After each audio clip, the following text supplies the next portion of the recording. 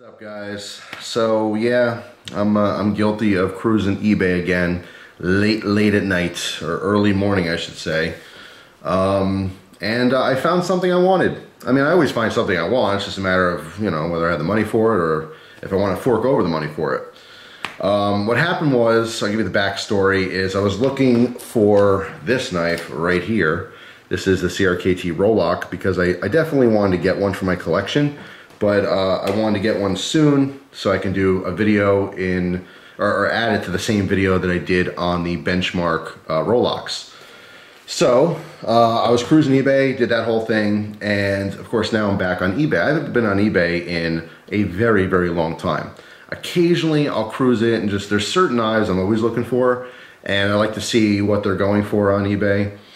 But generally speaking, I stay away from it because it's dangerous. I'm always finding cool stuff I want. It's like, oh, I have to have it. I don't have to have anything. What I have to have is food, water, sleep, and maybe a toilet. That's what I have to have, right? But there's a lot of things I want because I am a human, and that's just how we are. And I did find this, and I had to have it. If you guys don't know, I have a pretty extensive book collection based around my hobbies. Knife stuff, gun stuff, Zippo stuff, fireworks, I mean, you name it. I got books on pretty much every hobby I get into. I buy a bunch of books. But because knives is pretty much my oldest hobby, I have the most books on knives. Value books, collections books, you know, all kinds of stuff. So I have the Jeff Amata, the Balisong manual, and I also have the Jeff Amata Advanced Balisong manual. Two awesome books, highly recommend it, especially for reference too. They have a bunch of different old balisongs in them. I don't get those books for, you know, learning about how to flip a balisong, but you know, they do have some instructional, you know, pages as well. But anyway, long story short, I never had this one. I've always wanted it. This is the Butterfly manual. Okay, this one is by Donald S. Batanga. All right, 6th degree black belt. And of course, what's pretty cool about this one is there's a chick on the front, right? You think balisongs, think dudes usually, but they decided to put a cool girl on the front. And guess what she's holding? A manila folder, which I now have in my collection, an original manila folder. So that made me want this extra, I guess. But this is just one of those books. It's not very thick at all, okay? You can see it was originally $4.95, which I wish is what I paid for this. I did not pay $4.95 for this, but it's, I would say, well, if you're good at math, I paid about 4 times that, which I'm totally good with. All right, so I'm rambling a little bit here. Let's jump to what's inside, right? That's what it's kind of about here. So, this was made in 1984, as was I. If you did not know that, I was born December 29th, 1984. A little bit about the author. Knives can be dangerous. Common sense, safe practice, that's good to know. Precautions, practice with gloves to prevent cuts. With a balisong, I don't really recommend practicing with gloves only because it is a completely different feel. If you flip the gloves and you get great and then you take your gloves off, it's going to be totally different. Also, they're talking about taping the blade for practice. Also not, I'd rather, I mean, today's day and age, they offer a lot of trainers. Back in the day, there were no trainers. If you bought a balisong in the 80s, I don't know personally of any trainer in the 80s, you know. Late 90s, Benchmade did have their trainer, and then of course there's some other companies as well. But generally speaking, yeah, if you didn't want to cut yourself, either you didn't flip a balisong or attempt to, or you taped the blade. So, mistakes to avoid. We got holding the manila folder. I mean, obviously, because it's manila folder, the safe handle is the handle with the latch. So that is very important to know. Combat, holding variations, different grips, carrying the balisong. By the way, most popular way to carry balisong, horizontally on a sheath on the belt. All right, just flop that. I mean, usually if it was a leather sheath, it wouldn't have a top, but well, nylon ones like you get from Benchmade and stuff, you have to flip the top and then pull it out. That was literally the most common way to carry one. When I did carry one for a while, that's exactly how I carried it. Instead of having a pocket clip clipped in a pocket like traditionally, it would be right on the belt. And it's cool too because this is written in '84, all the balisongs that are pictured in here were models from the 80s, right? So of course, the manila folder, there's a couple different variations on it. It says wood scales. This one looks like it has bone scales, probably horse bone or something. It talks a little bit about some different martial arts. Drawing crescents, excellent for fast Opening Skill Development. Essentials for Martial Arts. I mean, it's based upon, this book is supposed to be for defense. I mean, that's really the main purpose, but they do show a couple different moves here. The silent drop. And it's funny how, like, over the years, these names have totally changed, but if you want to be old school, and you want to say, you know, the proper terms, because as far as Balisong moves are concerned, yeah, there's a Balisong community, and the majority of the community will call certain moves a certain name. But if you want to get technical, yeah, you can go back to stuff like this and say, yeah, originally it was the silent drop, or the silent drop blade out, you know. But I don't think anyone's that douchey. Typhoon, right? Have you ever heard of doing the typhoon? Probably not, because no one calls that anymore. The fan, they still call it fanning. So that's stuck over the years. Breaking waves. Let's look at breaking waves and get a quick little shot there. And by the way, some of these old school moves you don't see anymore. You just really don't.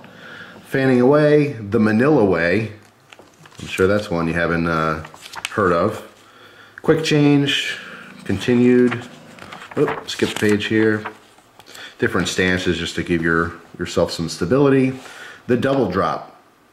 So anyway, I'm not going to ruin the whole book. In case you want to buy the thing, there are some different techniques here, defensive techniques. What's pretty cool though is in the back, they do show some different models as well. That's why I love these, because they're references. When you find an old Balisong, you can go back and see it in the book and know what it is, you know. The Balisong manual and advanced Balisong manual have a little bit more information in that aspect as far as like blade steels and sizes and stuff. But here's some Taylor Seto. I've actually had this knife, Butterfly Skinner. Never had a Bodyguard. Dragon Slayer never had. Bone Butterfly, just a general name for it, but I don't think I've ever had that particular model. They also show some other knives from the past. Belt knife, very common. The Enforcer. That's pretty funny. Obviously, push dagger is very popular. I don't think I've ever had that specific one.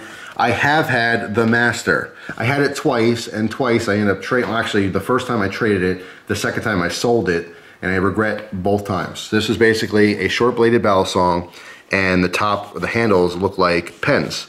So when this was closed, in the pocket, it looked like you had two pens. So it was perfect for like a business suit or something like that. Totally inconspicuous. You would never in a million years assume that someone's two pens was actually a Balisong or a butterfly knife. Super, super cool. Probably very expensive now if you found one. I actually have one of these. These dive knives or dive style daggers. Yeah, a knuckle knife. This one's also called a Bodyguard. Just pretty cool. You know, it's total blast in the past. Here's one I've always wanted. I never found one. A Dragon Claw. I love the look of that Balisong. Very cool. Golden Dragon. You actually see Golden Dragon sometimes on eBay. That'll pop up occasionally. Brass handles. Here's a black version of it. I don't think I've ever seen a black version. Some different, you know, Tanto knives. And of course, survival knives. In the 80s, survival knives, I mean, you know, I would say with the Rambo movies, you know, everyone wanted those. Here's another picture of the Master. Another couple pictures of how that looked. So you can see in the open position, you know, large handle with a smaller blade, and closed. Again, this is what you were seeing, you know, in the pocket. Just two pens clipped to the pocket. So that thing is just super, super cool. But yeah, that is pretty much it. Some more on the back here. That is my late night purchase on eBay. I am very happy with the $20 that I spent, if you are still working on that math equation. Yeah, I mean, it's totally worth it for me. This is just a collectible. It's a reference book. And I mean, eventually I'd love to get all the different books that were written on the subject. There's a bunch of stuff out there, you know. But like when I first got into knives, seeing the Balisong manual and the advanced manual, seeing this, these are just ones I'm super familiar with, seeing them all the time. And this is not like really, really rare. You could find this. If you really want one, you could pop on eBay.